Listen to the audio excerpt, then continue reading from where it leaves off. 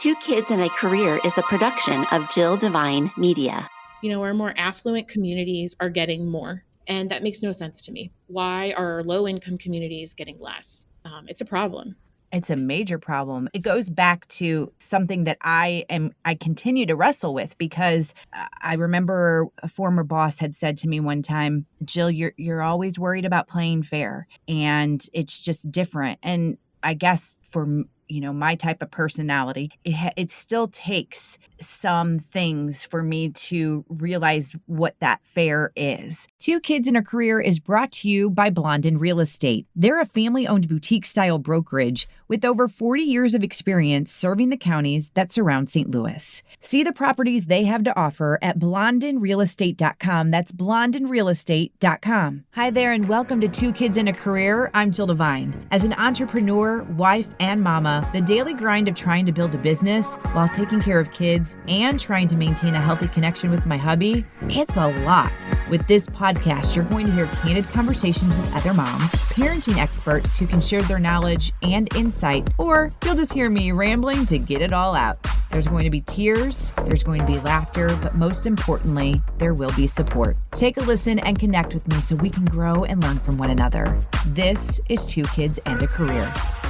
Welcome to another episode of Two Kids and a Career, and don't forget to stick around till the very end for that Super Mom shout out. And at that time, I'll also let you know how you submit a nomination for a Super Mom, because you know one, and it may be you, and you can self-nominate. So stick around for that. So this is going to be kind of, my guest this week, I really wanted on because of what she's doing for the community. And you know that I am all about supporting and helping the community.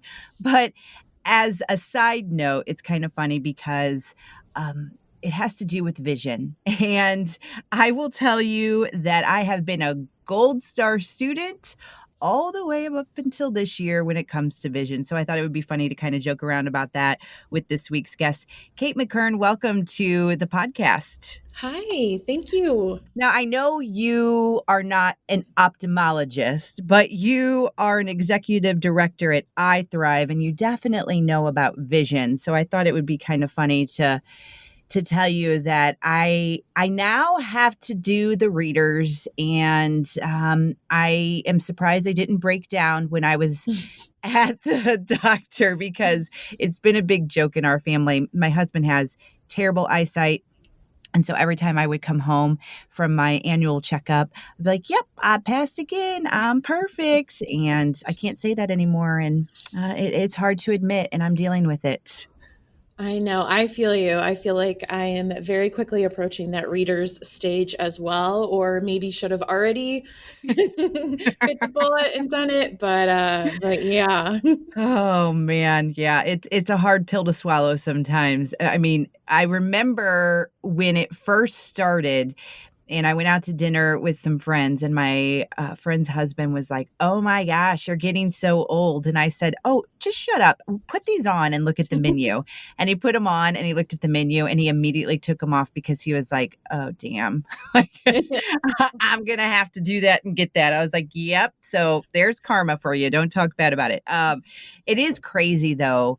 Like when you think about vision, I mean, I think sometimes people definitely take it for granted, but it is one of those, I know for me, since I haven't had issues my whole life, that once they did provide the right strength for my readers and my ability to work on the computer and the phone and reading, it's crazy how there can be people that go like this for their whole life and they don't get it fixed. It's just, it makes me sad.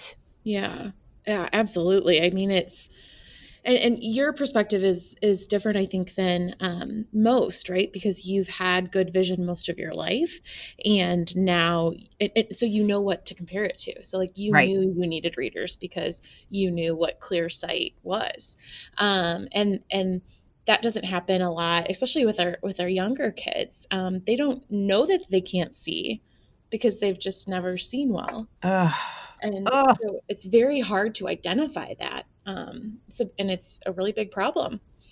Yeah, it affects everything. So I wanted to get you on to talk about this because having two little ones myself, I know it's important to make sure that their screenings happen.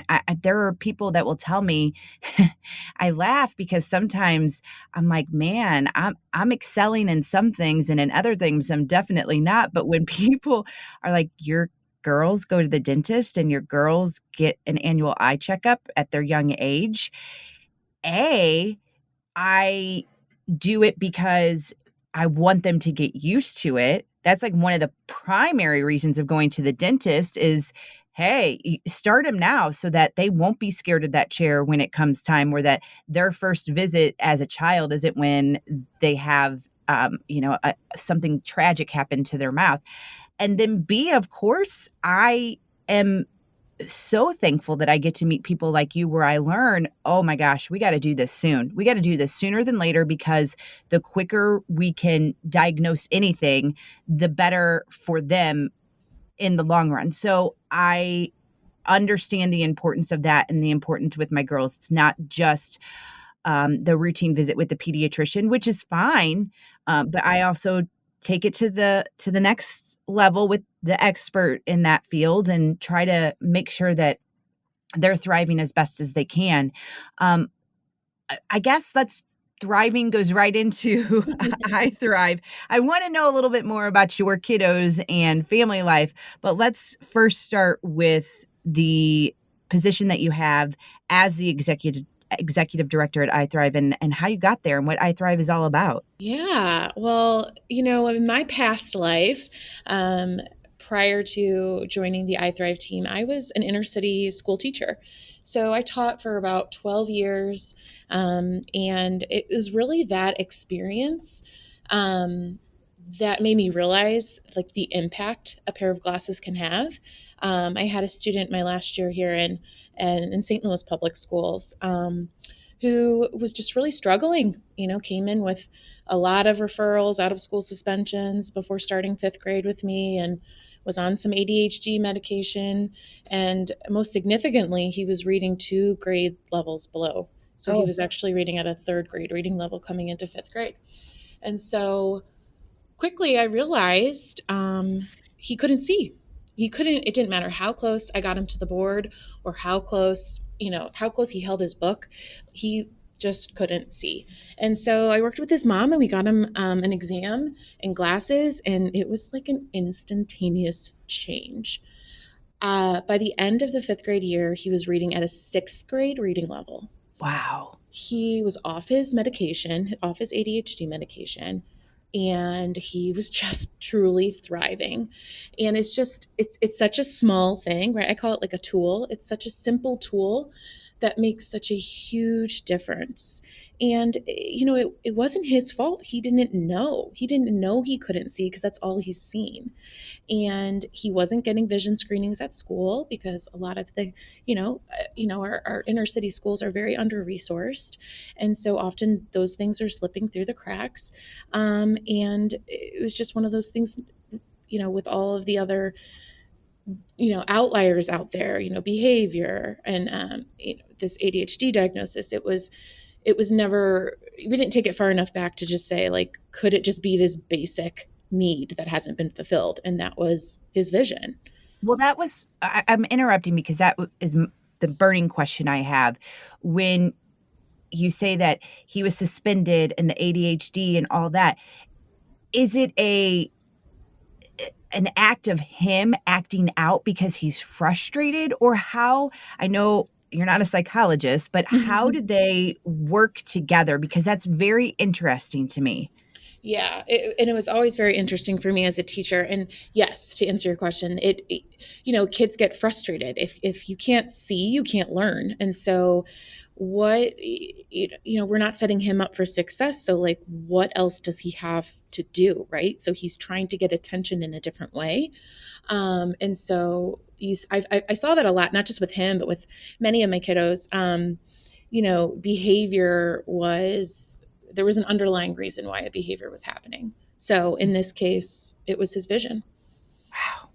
Wow. Okay. So you see this situation, you help him out, and then what's next for you? Like, It was interesting. I was at the moment in my life, we had just relocated back to St. Louis, and my daughter was 1, and I'd been teaching for 12 years. I loved my kids. I've always called them my kids. mhm, But I also knew I had my own kiddo, and it was starting to kind of, there's just so much you take on as a teacher, especially as a teacher in a high needs school, and it was just emotionally exhausting. And so I needed to be there for my own child the way I was there for my kids at school. And so I made the decision that I needed to change. I needed to see what else would better work with that. And so this opportunity became available, and I've known of this organization my whole life. So I've been a part of it, from kind of like a volunteer aspect. But they were looking for a director of resource development, and so I started there, and then quickly moved up mhm. and became executive director. And so now I've been here for about 4 years. Okay, so tell me about iThrive, and for those not familiar with iThrive and what you do and how you help the community. So we have 3 different programs. Our main program is our mobile vision clinic program. And so we have a 38-foot RV that travels all around the St. Louis community, and kiddos come on board. We have a pre-testing area where they get pre-tested just like anyone would if they were to go to, a Clarkson Eye Care or something like that. And then we have 2 full optometric exam lanes on board where they receive a full comprehensive eye exam. And in this case, it's not just looking for, it wouldn't be what considered a basic refraction. A refraction only exam would be just to identify what the prescription is that's needed. Our exam is a comprehensive exam. So we're looking at the eye health. And I don't know if you're familiar with this, but a lot of different things can be diagnosed through your eyes. And so we take a full look and make sure that everything's looking good and healthy. And then if they need glasses, which most of them do, they get to pick right there. We have over 200 frames on board, all brand new designer frames. And that's actually my favorite part of it because, Mhm. they're there by themselves, which is fun. There's no one else telling them what they have to pick or which one looks best. It's totally their choice. And it's very, very empowering for them. And so then we have a lab on board. And so we just take the frames they selected and hand them over to our optical manager, and they cut the prescription lenses to fit right inside the frame that they've selected. And then we get to put them on. And so the child puts them on for the first time, often seeing clearly for the very first time, which is always just the best moments. And then they walk off the vehicle ready to go back to class and learn. So it's all in about 30 minutes. And absolutely free. Absolutely free, and Ugh, the best of the best free, right? I think there's sometimes like a connotation that goes along with like providing free services, right? So they're not used frames, for example. okay. They are high quality.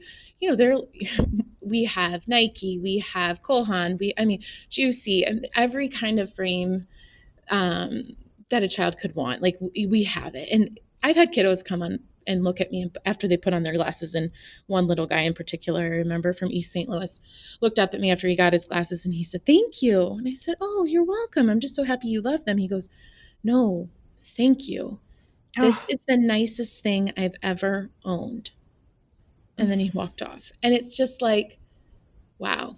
it's glasses. It's Like, glasses, and it's more than just being able to see now. Like he walked off proud. He walked off confident. That's where our whole name and our whole logo comes from. It's the empowerment that comes with that pair of glasses. Like the student in my classroom, he can now read. It's more than just the glasses, and so I that's what I mean, love the most. I have like so many questions as I always do. I, I feel like the situation with vision, and maybe I'm wrong, but I feel like it's not pushed like it should be. Like, "Oh, I need to go get my eyes checked every year," or, "Oh, I should probably get my eyes checked." Like, it's just these little things. I remember also going in last year, oh, I don't know, maybe it was a couple years ago. Our oldest had pink eye, and I knew exactly what it was, and so I called the exchange for the pediatrician, and I said, because I knew that they didn't wanna see her, I knew that she would not be allowed to go in there, and I was like, Okay, I know it's pink eye, it's been in her class, da, da, da, da, we do the prescription, okay, move on." Well, I was having or I think I was going in to get my annual checkup, and I remember talking to the doctor saying, "How fast could this come? Like, could I get it? Can you tell if I'm gonna get it?" And he just started laughing, and he said, "You can come to us if there's ever any eye irritants." And I said, "Huh? Like, what?" And he goes, "Yeah, I mean, we'll prescribe the ointments for you." Like, why wouldn't I think that if any of us have pink eye, that I have to automatically call my doctor? Like, I could call my eye doctor. Like, doesn't that make more sense? And so my whole ramble about that is just that I don't feel like we are treating our vision like we are our overall health. Does that make sense? Yes, it Okay. absolutely does. And I mean, statistically, it's been shown. I mean, I can rattle them off. Like 90% of low income kids who need glasses do not have them. It's 80%, unfortunate. yeah, 80% of kids that are deemed reading disabled um, do have an eye care concern, have limited vision. Some of them corrected, some of them not. But yeah, it's just there's definitely a connection. And the thing that just really blows me away about it in terms of what we do is it's so simple, right? It's just a pair of glasses. Right. Right. Okay, so back to being a teacher and s what you notice. So it is a privilege for me that my kids are in a situation where there is free eye screening. I didn't honestly think about how beneficial and privileged that we are to have that opportunity at their school. Honestly, did not like when it happens, when they say, okay, they're going to come, sign the form. Okay, great. That's awesome. It's a second set of eyes to look at my child. But wow, until you said it, I don't think I didn't realize how beneficial and how privileged we are to have that in our school. So the resource for that, like you said, is not readily available in the inner city schools. And is it just because there's not the funds? Like, how do we change this? How do we create a different situation? I think it's a variety of things. I mean, I could we could dive deep into the educational systems in our city, state, and country for sure. But That's another you know, episode. yeah, definitely. At least another one, maybe At two. least. But I think it's a combination of things, and without getting too far into it, one thing is, it's a funding issue. The other thing I think is it's a staffing issue. I know when I taught in SLPS, we had one nurse that was split between 2 to 3 schools. There is not like a full-time nurse, and the turnover rate is just, you go through a couple nurses a year, and so there's just not staff to do the screenings. And the other piece of it too, and this is something that I think about a lot now that I'm a mother. I think your perspective on things obviously changes a lot, but in this situation, I try to think of myself in the situation some of our families and our parents are in. And, if I am obviously I'm very privileged, and I will acknowledge that. And I am lucky to have, a job that can support my children and be able to provide what they need. But if I was a mom, who was on a limited budget and I had to choose between putting food on the table and getting my kid a pair of glasses, I know what I would choose. Yeah. And, Yeah. if it's expensive, and it's just not like when you have to make those decisions and prioritize what's most important, unfortunately, I think eye care isn't at the top of the list. And I totally understand why. Like, it's not anyone, that parent's fault, but it's just we need more services, like ours, that can go and provide that free of charge. Parent doesn't have to take any time off work because we just come directly to their child's school, which is another big barrier, that a lot of parents face, is getting the time off to take their kid to get an eye exam. And I mean, we have one vehicle right now. We have one mobile vision clinic, and the wait list that we have in terms of scheduling visits is just massive. We book the upcoming year.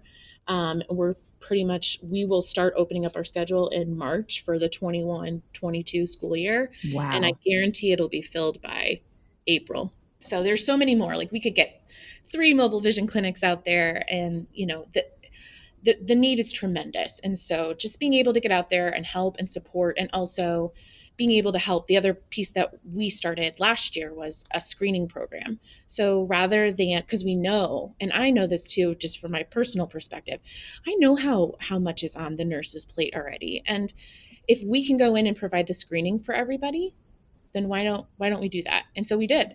Last school year, we provided over 10,000 vision screenings, and it allowed us then to identify more kids that were failing their vision screening and then who ultimately needed that eye exam.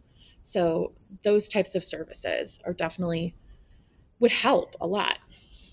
So how do we get more mobile units? Is that through donations? Is that how do we do that? Yes. Yeah, it's really through donations. Obviously, it's the initial cost of the clinic, and then the staff, to maintain it. Our vehicles go out.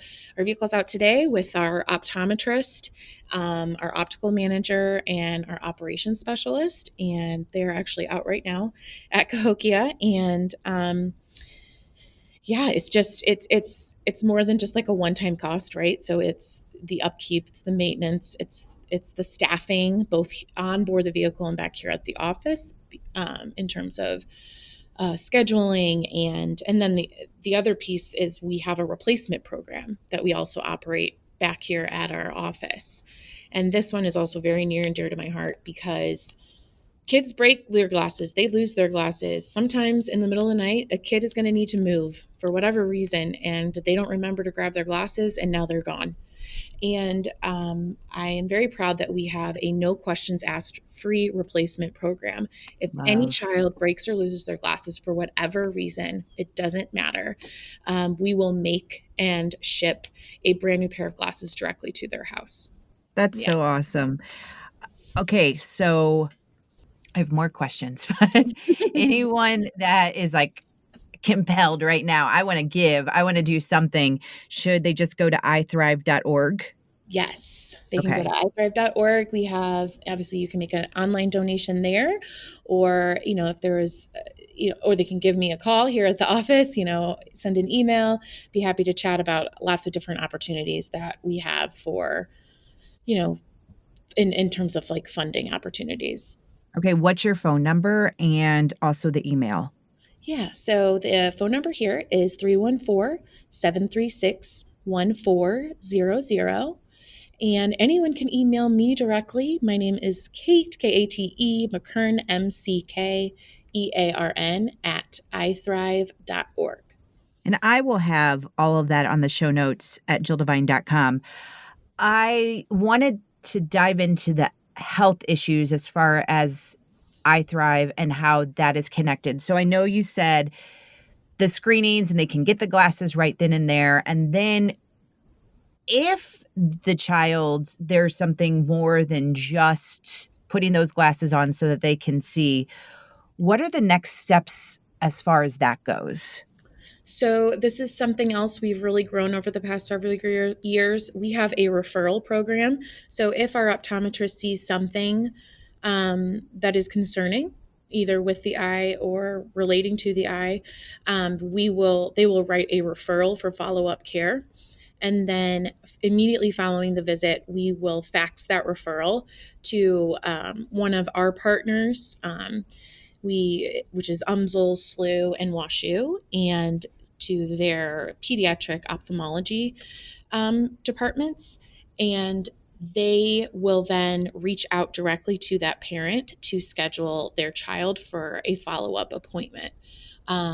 We then also follow up with the parent. We just make sure they have everything they need to get to that appointment. If there's anything else they need from us, if they're having difficulty scheduling the appointment, whatever it is. But we reach out to them just to make sure that they are able to get that follow-up care for their child. And then once the child does receive the follow-up care, they then communicate with us as to what the plan of care is. What are the next steps for that child?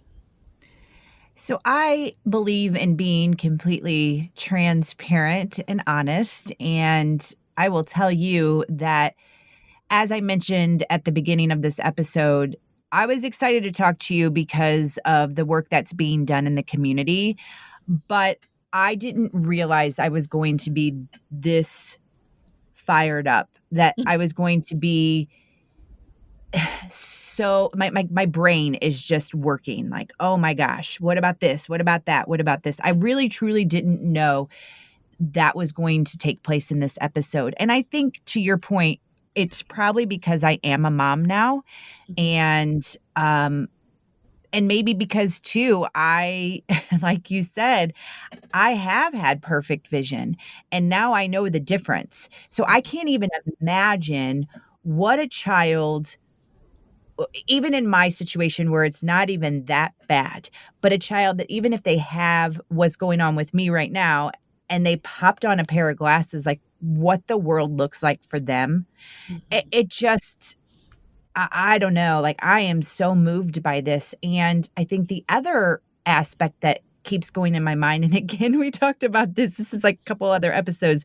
I've been doing a lot more research on schools and listening to different podcasts about a number of things, like why certain things exist in the school system, or why is the funding not so great here. I mean, just a variety of things. Because again, going back to being a parent, it's like, wow, why are these kids given this opportunity and these kids aren't? And yes, that is definitely a whole nother episode. But I just I always go back to the fair. I want it to be equal. I know that that's a very, very naive statement, but I just want, I don't even know how to word what I'm trying to say. It just sucks. Like, it really does suck that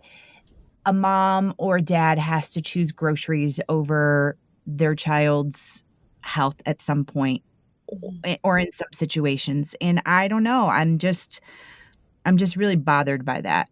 It's obviously like it's bothersome. Like it's heartbreaking. I know the pain that I feel when my child is just, sick with an earache or Right. something like that. And I really just, I try as often as possible, whenever I'm like feeling really overwhelmed or, just have all the things going on back here at the office. I stop and I go out to the clinic, and I just go on board and I just hang out on there for a little bit and interact with the kids, because it grounds me and it reminds me why we're doing what we're doing and that we are making a difference. And it's, there's, when I think about what you said about like wanting it to be fair and wanting it to be equal, and like, it's something I did in my classroom. It was this concept of fair isn't always equal. Yeah. And it's the thought of like each child gets what they need. So like I would do this scenario, this role play where I was the doctor and the kids would have a piece of paper with an ailment. So they would come up to the doctor and they would say, hey, I have a finger, a hangnail. And I'd be like, oh, here's a cast. We treat everyone here at the hospital the exact same way. And so you need a cast. And then the next kid comes up and is like, I have a broken arm. Well, okay, we treat everyone here the same. That's what being fair means. You have a cast. And then someone has, a cough, same thing. And it becomes very clear to them, like, well, that's not fair. I'm like, well, why is that not fair? I'm treating everybody exactly the same. And it's like, no, like I can't feel any better with a cast if I have a cough.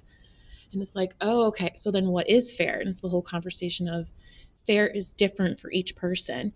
And it's not always going to look the same. And I think we need to start thinking about it in terms of the services and the support we're providing our schools and our children and the families of our children. Some parents may need more than another parent, and that's okay. So let's be fair and help them get those services. It's something obviously you can tell I'm getting a little fired up here, but I'm just very passionate, and I just feel that it's the opposite right now. Our more affluent communities are getting more, and that makes no sense to me. Why are low income communities getting less? It's a problem. It's a major problem. And my gosh, that was a great scenario. Like that, it goes back to something that I continue to wrestle with, because I remember a former boss had said to me one time, Jill, you're always worried about playing fair, and it's just different. And I guess for my type of personality, because everybody's different, it still takes some things for me to realize what that fair is. And there have been a number of things that have happened, and so I maybe I kind of like associate fair too with gray. Like everything is not black and white. There's a lot of gray. And the minute you kind of start to realize that, and realize you can't have the same rules for every single person, I don't know, maybe it'll bring a little bit of peace. I don't know. I'm still grappling with that and wrestling with that. But what you just said, that it really does hit home. I mean, it does, because it's one of those that you have to think about people with my personality, maybe how you describe fair, or get it to get them to understand. And so that's something we have to talk about with adults, to talk about with lawmakers and decision makers and things like that. And yeah, we definitely have a ways to go in society. If it wasn't, it was my first class in Chicago public schools. I taught on the south side of Chicago, 69th and Merrill, O'Keefe Elementary School. And I was, gosh, how old was I? 22.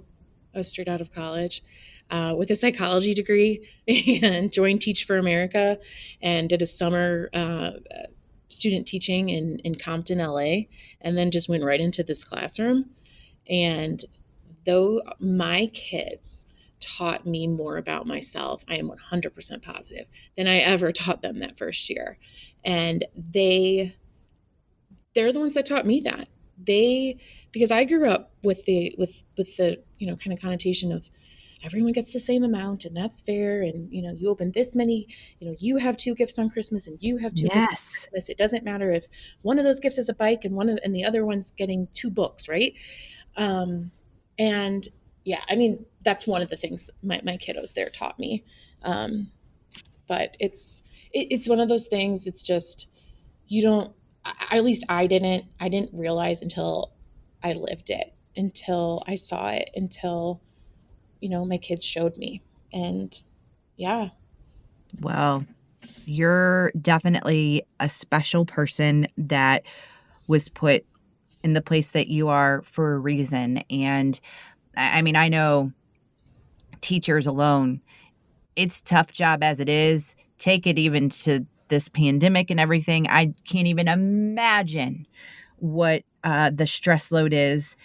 But wow, I thank you for what you're doing, because you can tell that you are definitely inspired and you definitely want to create change. And that inspires me and that fires me up. So yeah, thank you so much for what you're doing. It is honestly my pleasure. I'm obviously very passionate about what I do, and I love my job. I love getting to get out and see our kids and hopefully make a long lasting impact. So I just really appreciate you providing the platform for me to share that passion and hopefully let more people know about the important work that we're doing and the immediate impact that others can help make happen. Well, I would love to do a follow-up with you in, like, I don't know, 6 months, even a year, see how things are going. I mean, we didn't even talk about your kiddos, and there's so much more to talk about. And I know we're running out of time, but again, you can contact Kate by calling 314-736-1400. Also, iThrive.org. I'll also have her email address at JillDevine.com. And I don't have any amazing parting words. I just know that there is definitely somebody listening who is inspired because of what you're doing and what you're doing to champion change. And I am just so excited to root you on and see you just keep thriving in our community. Well, thank you. And I really appreciate your honesty and your candid, ness. And, the first step is like acknowledging and figuring it out. And you've already, you've acknowledged that. And it's just taking a look at it from a different vantage point. And so, but that's not something a lot of people do. So it's a big process. It's a long process. And there's no one answer. There's no magic wand, but I think continuing to have conversations like this within our own circles is what will eventually, hopefully, make a long-lasting change. Before I get to this week's Supermom shout out, I want to remind you about Blondin Real Estate. I think one thing that the pandemic has taught us, or maybe opened our eyes to, we might need some extra space in our house. Maybe you need an office. You never expected to work from home, and here you are, working from home. Or maybe you just need a little bit of you time in a special place somewhere on the other side of the house. Well, let Blondin Real Estate help you find that. BlondinRealEstate.com, BlondinRealEstate.com. Let's get to this week's Supermom shout out, and it's going to Chelsea, and she has been nominated by Jim. So Jim sent an email to hello@JillDevine.com and said, "My cousin Greg's wife, Chelsea from Eureka, is an exceptional young lady. For starters, she's a nurse at Mercy, and she's been working nights during the pandemic, all while pregnant. She's actually due in March. She's also the mom to Gus, who's 2, and a dog mom to their bulldog, Brock. With everything that she has going on in her professional and personal life, I don't see how she does it, and with such a positive attitude. She always puts everyone's needs above her own, and I think she deserves a little recognition." I agree, Jim. I agree. So Chelsea, I see you and I support you. And if you want to make a nomination like Jim did, you can email me hello@JillDevine.com. All you have to do is tell me the Supermom's name and where she's from and why you're shouting her out. And then she will be getting that shout out in a future episode of Two Kids in a Career. Again, hello@JillDevine.com. And if you haven't already, please follow along on Instagram @JillDevine. You can also find me on Twitter @JillDevine Radio and on Facebook @JillDevine Media. And you can always get up to date with the website JillDevine.com. And that's also where you can go and enter in your email so you can be on the email list and get the inside scoop before anybody else. It's just so easy. I'm making it so easy for you. So yeah, JillDevine.com, great place to go to get all the information and updates. And I want to thank you for supporting the podcast. Feel free to rate, review, and subscribe. I won't be mad at you for doing that. Thanks for listening to Two Kids and a Career.